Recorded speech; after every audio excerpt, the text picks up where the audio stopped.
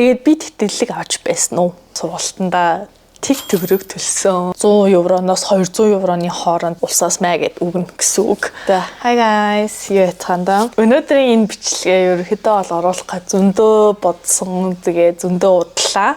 Тэгээ бас зөндөө хүмүүс асуусан учраас бас энэ бичлэгээ хурдан оруулъя гэсэн мишн өөртөө тавиад өнөөдөр бичээд ингээ хурдан оруулах гэж байна. За тэгэхээр хэдүүлээ өнөөдрийн энэ бичлэгээрээ Францад сурах, амьдрах ямар хөө байдаг уу? Илүү ерөнхийдөө бол өртөг, сургалтын төлбөр, амьдрах өртөг, би яаж явж агаад энд хүрээд ирсэн хэдэн төгрөгт сургуультаа төлсөн. Тэгээ бас тэтгэлэг ямар нэгэн улсаас өгдөг тэтгэмж байдгүй. Хажуугаар нь бас виза энэ төрөө бас хальт ярих гэж бодлоо. Тэгээд бас ерөнхийдөө Францад сурах миний өнцгөөс ямар хөө байсан гэд өөрийнхөө одоо experience туршлага та нарт ингээ хуваалцъя гэж бодлоо. За тэгээ хамгийн их хүмүүсийн асуудаг зүйл бол өртөг, хэдэн төгрөг байдгийг, үнэтэй байдгүй, сурахад тэ одоо төлбөр, амьдралын өртөг гэдэг хүмүүс ерөнхийдөө их асуудаг. Тийм учраас эхлээд сургалтын төлбөрөөс эхлэе. Ерөнхийдөө бол Францад сургалтын төлбөр нь хоёр өөр янз байдаг.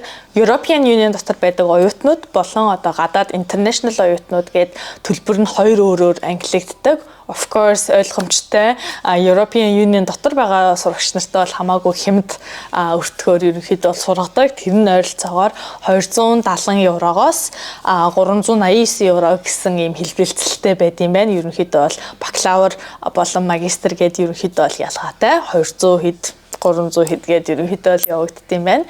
Тэгэнгүүт одоо гадаад оюутнууд буюу одоо биднэрт болохоор бакалаврын оюутнууд жилийн 2800 хавцаанаа, тэгээд мастрын оюутнууд нь 4000 хавцаанаа ерөнхийдөө бол еврогоор сурах боломжтой байна жилийн. Тэгээд энэ миний ярьсан өртөг нь болохоор зөвхөн улсын сургуулиудад одоо хамааралтай мөнгө гэх юм уу да ерөнхийдөө л өртөг. Яагаад гэвэл нөгөө нэг хувийн сургуулиуд нь хамаагүй үнэтэй байдаг.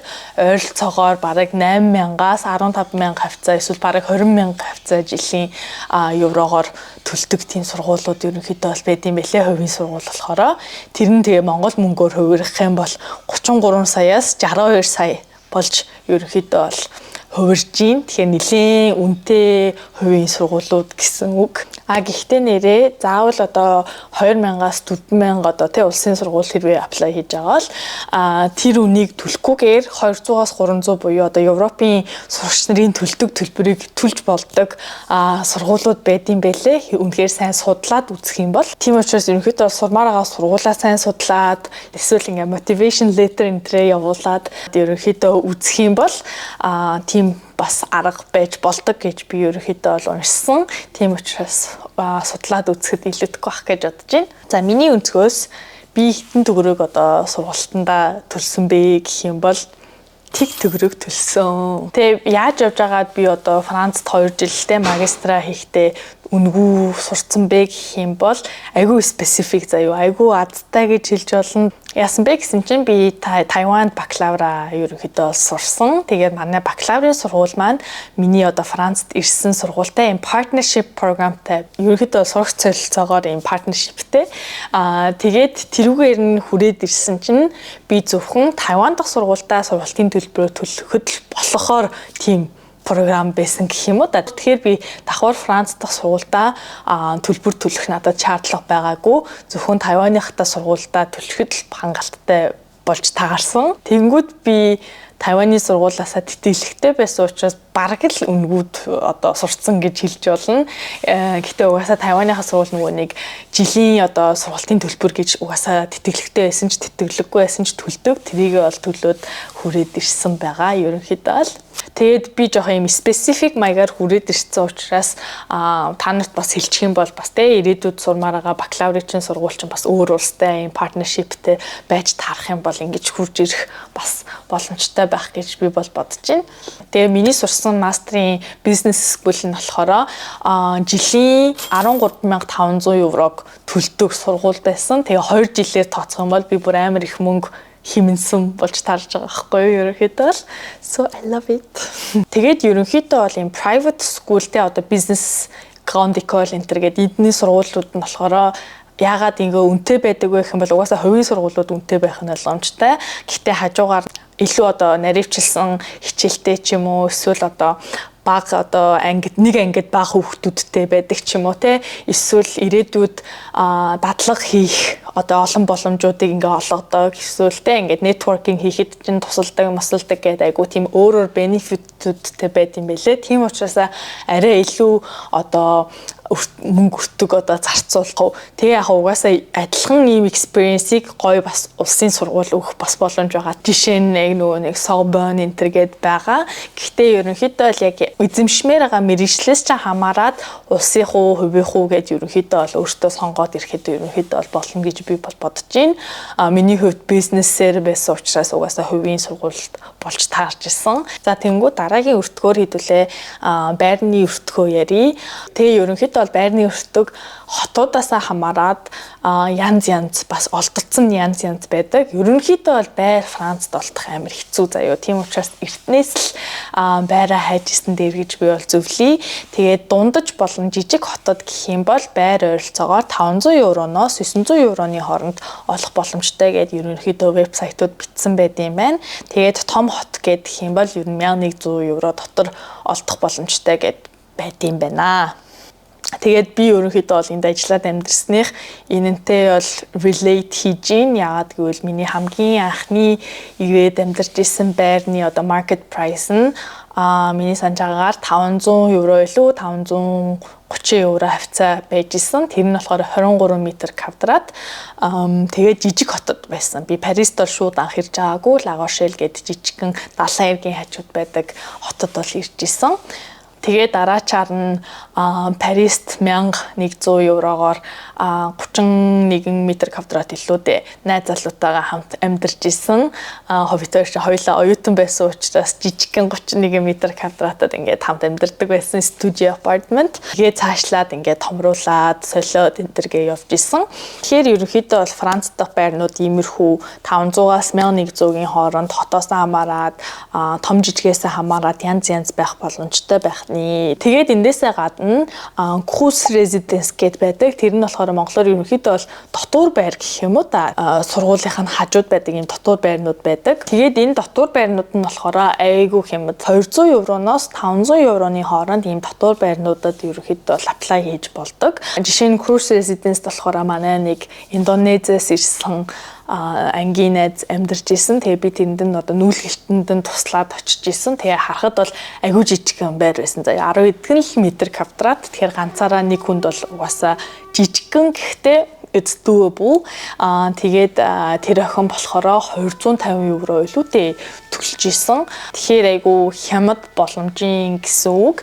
Гэхдээ cruise residence эртнээс бөглөөд материалаа явуулахгүй бол олдоц ерөнхийдөө бол бага байдаг гэж би бас сонсч исэн. Том хотод хэрвээ байх юм бол жижиг хотод бол айгу олдчдаг юм шиг байлээ. Тэгээд cruise residence нь угаасаа эхлээд priority list-энд нь Франц оюутнуудаа оруулна. Тэгээд дараа нь гадаад оюутнуудаа оруулна гэсэн юм листтэй байд юм билээ. Тэгэхээр ерөнхийдөө бол эртэл материалаа явуулж иж сонгогдно гэсэн үг. За тэгээд миний хамгийн дуртай Франц юм бол оюутнуудад усаас олгодог ийм хөтөлбөр байдаг. За тэтгэмж хөтөлбөр биш тэтгэмж байдаг. Тэр нь CAF гэдэг. Энэ нь болохоор ерөнхийдөө бол заавал зөвхөн сурагч нарт биш ерөнхийдөө бол нөгөө нэг орлого багтай хүмүүст ч гэсэн тусалдаг ийм улсын тэтгэмж байдаг. Жишээ нь энэ нь яаж ажилтдаг вэ гэх юм бол сардаа ингээд 550 евроны одоо байр хүртүүлэлцдэг байлаа гэхэд метр квадратаас нь хамаарат, хотоос нь хамаарат, ер нь айгүй олон зүйлээс хамаарат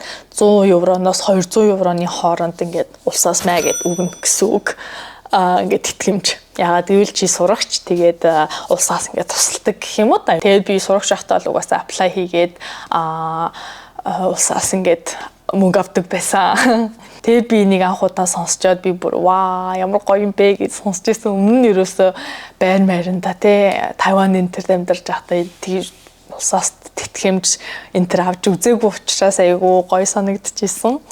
Тэгэхээр ерөнхийдөө бол кафег мэдээд авчихад хэлэдэггүй гэж бол бодож гин. Гэхдээ угаасаа ирээд шууд одоо кафта apply хийгээд бүглэхгүй бол жоохон ууддаг. Эхний сар марч ингээ хойшилдаг ч юм уу те ингэдэг жоохон асуудал үүсэж магадгүй. Тийм учраас тэрийгэ тооцоолжоод ирэх ёстой. Ирээл шууд 100-200 евро авах гэсэн бол зүйл байхгүй. It can take time. Тэ ингээд сар мар болно болж магадгүй. За байрны өртөг бол нэг иймэрхүү байна. Тэгэхээр сарын өртөг ойролцоогоор ерөнхийдөө бол хэдэн төгрөгтэй байж иж Францад амьдарч болох вэ гэд бодож ивэл байраа нийлүүлээд жижиг болон дунд хэмжээний хотод амьдарч байгаа хүмүүс сардаа 800-аас 1200 евроны хооронд гэд тооцоолоод ирэхэд алдахгүй гэсэн вебсайтууд бас байна. Тэнгүү том хотуудтай Парис, Лион энтергээ том хотуудад болохоор сарын 1200-аас 1800 евроны хооронд ерөнхийдөө бол мөнгөө бэлдээд ирэх хэрэгтэй гэдэг юм байна. Тэнгүүд би энэнтэй санал нийлж гинүү гэвэл ер нь нийлж шүү. Жишээ нь сарын 800 евротой байх ёстой гэж бодоход хэрвээ байр чинь 500 евро юм бол 300 еврогоор хоол ундаа аваад ер нь бол болчихно гэж би бодож ин транспорт энтертэй ерөөхдөө бол тэрэнд бол илүү мөнгө зарцуулах байх. Гэхдээ болгоё гэвэл болгоно. Гэхдээ энэ мөнгө нь нэг тийм fancy амьдрын гэсэн үг биш. Ерөөхдөө бол яг л хоол ундаа аваад гэртээ хоол ундаа хийж идэхээр. Яагаад гэвэл гадуур хоолно гэх юм бол угаасаа жоохон илүү мөнгөтэй эрсдэн дээр гэж би бодож ин илүүтэй 1200 хавцаанаа ч юм уу хэрэг жижиг дунд хотод амьдарч байгаа бол гэж би бодож ин яагаад гэвэл байн гадуур хооллох энэ төр чи амар үнэтэй. Би бол анх Францад ирчээ тэгж амар их гадуур хоолдог байгаагүй одоо яг хөө ингээд өөрийн мөнгө энэ төрөө олдог болцсон учраас гадуур хоолдог. Гэтэ анх ирчээд бол яг л гэртээ хоолоо хийгээл идчихдэг байсан. Яагаад гэвэл Азаас Европ руу мөнгөө хөрвүүлэхээр амар үнэтэй юм шиг надад санагддаг байсан. Заяа зүгээр 1 евро ч үнэтэй надад санагддаг байсан. Тэгээд угаасаа бас ковидын үеэр ирсэн учраас гэртээ угаасаа байхаас өөр аргагүй байсан. Тэгэхээр угаасаа бас мөнгө хэмнсэн байх гэж би бол бас боддог. Тэгэхээр ерөнхийдөө сарын мөнгө чинь 800-аас 1800-ийн хооронд ерөнхийдөө бол яг л өөр нь чинь амьдралын хэв маяг чинь ямар хуугээс шалтгаална гэж би бол бодож байна. 800-аар амьдрах боломжтой гэж би бас бодож байна. 1800 бол enough гэж би бол бас бодож байна те. Тэгэхээр ерөнхийдөө бол та хэдээс маань л хамаарах нэ. За дараагийн сэдв нь болохоор scholarship те тэтгэлэг. Тэтгэлгүүд ерөнхийдөө бол Францад ялангуяа бакалаврын оюутнуудад айгүй бага байдсан байлээ. Ерөнхийдөө илүү мастер болон доктороор сурах байгаа хүмүүст илүү тэтгэлэг их олгодог санагдсан. Хажуугаар нь бакалаврт англиар ордог те full English track айгүй бага юм байлээ. Ерөнхийдөө бол яг impossible биш. Англиар ингээ ордог чи бакалавр олъё гэвэл олох юм байлээ. Гэхдээ ерөнхийдөө бол ховор сайн судлах хэрэгтэй байх гэж би бодож байна. Гэхдээ мастер болон докторт бол илүү англиар сурах програмууд ихтэй. Би бол англиар мастраа сурж исэн. Миний орчин тойронд байгаа найзууд маань ч гэсэн ерөнхийдөө бол англиар сурж исэн. Тэгээд тэтгэлэг гэх юм бол илүү мастертаа зориулсан тэтгэлгийн талаар ярий. Миний мэддэг айгүй их сонсч исэн хоёр болохоор эхнийх нь Excellence FL гэдэг гаргадаг том тэтгэлэг байдаг. Тэр нь болохоор сарын 1200-аас 1800 еврог гарын стипенд гэд өгдөг байх нь. Хажуугаар нь Франц руу ирэх онгоцны билет, транспорттэй автобус энтерт явахад хөнгөлөлт үзүүлнэ, insurance буюу даатгал энтерт нь бас тусалдаг гэж бичсэн байлээ. Гэхдээ энэ төлбөр 1200-аас 1800 ерөөхдөө бол сургалтын төлбөртэй чинь ямар ч хамааралгүй, сургалтын төлбөрөө өөрөө шийдвэрлэх ёстой. Гэхдээ гарын мөнгө гээд 1200-аас 1800 болгодог юм том тэтгэлэг байдаг. Гэхдээ угаасаа том учраас өрсөлдөөн ихтэй. Тийм учраас материалаа ерөөхдөө амар сайн бэлдээд явуулсан дээр гэж би бодож байна. Тэгээд Excellence FL-ийн нэг хугацаа нь болохоор 1 сараас 3 сарын хооронд юм байлээ шүү. Тэгэхээр эртхэн шиг явуулаарай. Хоёр дахь тэтгэлэг нь болохоор Монголын боловсролын яамнаас гаргадаг Франц Монголын хамтарсан тэтгэлэг байд юм байлээ. Энэ нь болохоор 5 сард хаагдсан байлээ. Одоохондоо бол тавигдаг байх шиг байсан. Би вебсайт руу ингээд ороод харсан чинь байхгүй байлээ. Гэхдээ өмнө жилийнх нь мэдээллүүдийг ингээд харж болно. Тэгээд өөр тэтгэлгүүд гэх юм бол угаасаа сургуулийн тэтгэлгүүд гэж байдаг. Campus France, Campus Bourse гэдэг энтергээд сайн хайгаад үзэх юм бол янз бүрийн тэтгэлгүүд гарч ирэх байх гэж би бол бодож байна. Гэхдээ миний мэдгээр эднэр бол хамгийн том тэтгэлгүүд нь. Тэгээд би тэтгэлэг авч байсан уу? Би авч байсан. Үнгүү сурж байгаа. Гэхдээ дахиад тэтгэлэг авч байгаа. Яа. Би өөрөөхдөө бол ингээд боломжийг атгадаг төрлийн хүн гэхгүй. Би бол өөрийгөө айгу адтай гэж боддог. Гэхдээ Азийнхаа хажуугаар өөрөө айгу hard working ажил ингээд айгу хичээдэг төрлийн хүн учраас бас иймэрхүү одоо боломжууд өөрөө ингээд надад гараад ирдэг. Эсвэл би өөрөө олоод мэдчихдэг ч юм уу. Нэг тим гэж би бол бас хардаг. Тэгээд миний авсан тэтгэлэг болохоор саяны хэлсэн тэтгэлгүүдийн аль нь ч биш. Энэ тэтгэлгийн талаар олон хүн мэдэхгүй байж магадгүй. Би бол өмнө нь мэдж байгаагүй. Энэ нь яадаг тэтгэлэг байсан бэ гэсэн чинь regional scholarship гэдэг одоо бүсийн тэтгэлэг гэж бас байдсан байлээ. Тэр нь яг яадаг вэ гэх юм бол одоо Франц чинь ингээд олон ингээд бүс хуваагддаг байхгүй юу? Одоо Парисын тэр хэсгийг болохоор Île-de-France гэдэг миний одоо амьдарч ирсэн La Rochelle, Bordeaux энэ тэр хотуудыг болохоор Nouvelle-Aquitaine гээл тэнгуү Saura-France энэ ингээ өөр нэршилтэй ингээ бүсүүдэд хуваагддаг. Тэнгүүд Nouvelle-Aquitaine гэдэг одоо миний амьдарч ирсэн бүсийн тэтгэлэг гэж байдсан байлээ. Одоо онд сурж байгаа, хичээлээ сайн хийж байгаа тэгээд ийм мотивацтай хүмүүст зориулсан тэтгэлэг гэх юм уу та. Тэнгүүд тэрийг би олж хараад гэхдээ бас пастины ээж надаас тусалж исэн. Надаа францаар орчуулж өгөөд би чи анх ирээд ерөөсөө франц хэл сайн мэдгүй байсан. Тэгээд энэ тэтгэлэгт нь яг юу бэлддэг вэ гэх юм бол угаасаа бакалаврынхаа зэрэгтээ одоо сурч исэн дүнгийн мэдээллүүдээ motivational letter тэгээ сургалтын албанаасаа бас ингээд сайн сурагч шүү гэсэн юм бичиг аваад ерөнхийдөө бол өгч исэн. Тэгээд бас энэ тэтгэлгийг олон хүн мэддэггүй учраас олон хүн apply хийгээгүй байсан байж магадгүй гэж би бас боддог. Яагаад гэвэл энэ тэтгэлэг нь ерөнхийдөө бол Франц хэл дээр л ингээд одоо сурчлагаагаа бичсэн байсан байхгүй юу? Тийм учраас одоо гадаад оюутнууд бол тэрийг нэг тоож очиод сонирхоо зогсоод харахгүй байх гэж би бол бодож байна. Тийм учраас гадаад хүмүүсээс нэг олон хүн apply хийгээгүй байх. Тэгээ ихэнх нь францчууд ч юм уу тийм байсан байх. Тэнгүүд би тэгээд сонгогдоод тэтгэлэг авч исэн. Тэр нь болохоор юм стипенд энтер шиг биш, эсвэл сургалтын төлбөртөнд тусалсан маягийнх биш, зүгээр л 40,000 еврог 2 хуваагаад өгч исэн гэх юм уу. Эхлээд 2,000 евро өгөө, дараа нь 2,000 евро надаа ингээд 2 сар марын дараанаас илүү өгч исэн.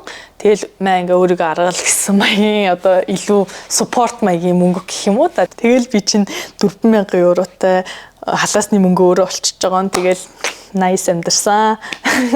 Тэгээд ингээ харангууд би угаасаа бакалавр болон магистра ерөнхийдөө бол тэтгэлэгтэй дандаа сурч исэн. Энэ нь бол миний угаасаа зорилго байсан гэх юм уу та. Ерөнхийдөө бол ийм боломж байгаад байгаа ертөнцийн дээр яагаад би ингээд тэтгэлэг аваад үндгүү сураад ингээд байж болохгүй гэж би бодоод ерөнхийдөө бүх тэтгэлэг рүү бол apply хийдэг байсан. Тэгээд бол ингээд тэтгэлэгтэй сураад, үндгүү сураад өөрийнхөө карманы мөнгөө өөрөө олоод ерөнхийдөө бол явж исэн. За тэтгэлэг бол нэг иймэрхүү. Тэгээд дараа нь виза энтер гэж би нэг урт ярих гэж бодохгүй байна. Ягаад гэвэл визанд юу өгдөггүй, юу бүгэлдэггүй бол үнэхээр easy яг вебсайтыг ухаад өөртөө та нар болох айгүй амархан боломжтой. Тэгээд бас миний зөндөө хэлдгээр ChatGPT хөгжсөн үед бол виза энтер бол нэг асуудалтай гэж би бол бодохгүй байна. Гэхдээ зүгээр яг хугацааны хувьд би Франц явах визагаа нэлээд удаан хүлээж исэн. Тийм учраас бүр 7 оноод 2-7 оноод гарчин гэж бодохгүйгээр in case удаж магадгүй шүү гэж бас бодвол илүү төгөн болов уу гэж бас бодож байна. Яагаад гэвэл би 2-7 оног max хончоод миний виза гарчих байх гэж би итгэлж найдаад байж исэн байхгүй юу. Тэгсэн чинь миний виза 2 сар болсон. Гэтэ яг special case байсан. Яагаад гэвэл яг ковидын үеэр байсан болохоор тэгсэн байх. Гэхдээ ерөнхийдөө бол удах тохиолдол байгаа шүү гэж хэлье.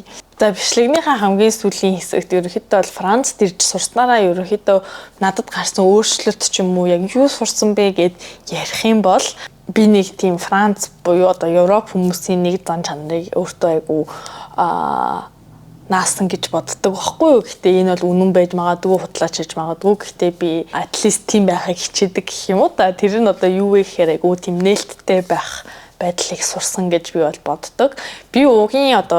Би бол угийн тийм нээлттэй bubbly төрлийн хүн.